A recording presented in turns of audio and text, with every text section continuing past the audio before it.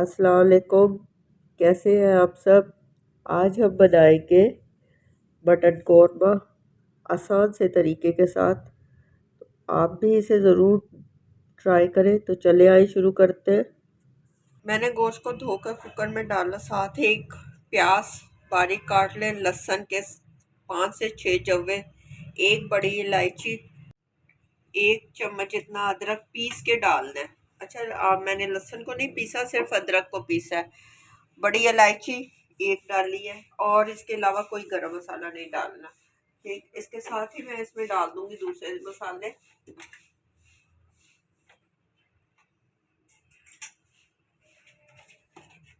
लाल मिर्च पाउडर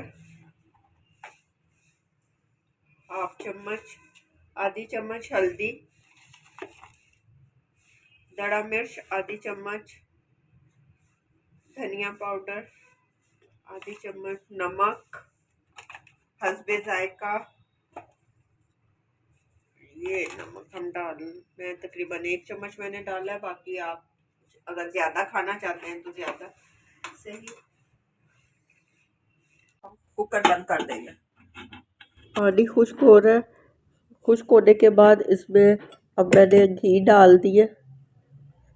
घी में क्योंकि मटन बहुत अच्छा बनता है, इस वजह से मैंने घी डाला। इसको अच्छी तरह से भून ले। ये देखिए भुनाई हो गई है, ऑयल छोड़ दिया मटन ने। अब साथ ही इसमें मैं डालूंगी टमाटो की पेस्ट, क्योंकि कुछ बच्चे टमाटर बिल्कुल नहीं खाते, बेशक पीस के भी डाला जाए, इस वजह से मैं टमाटो पेस्ट घर में रखती हूँ।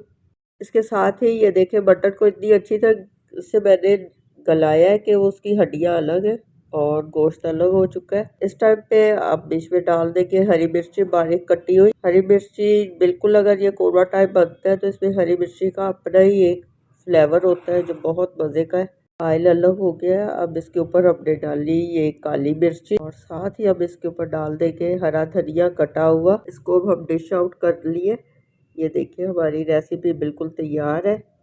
अगर आपको मेरी ये रेसिपी पसंद आए तो मेरे चैनल पे लाइक और सब्सक्राइब ज़रूर करें। अपनी दुआओं में याद रखें। इंशाल्लाह नई रेसिपी के साथ फिर मिलते हैं। अल्लाह हाफिज़।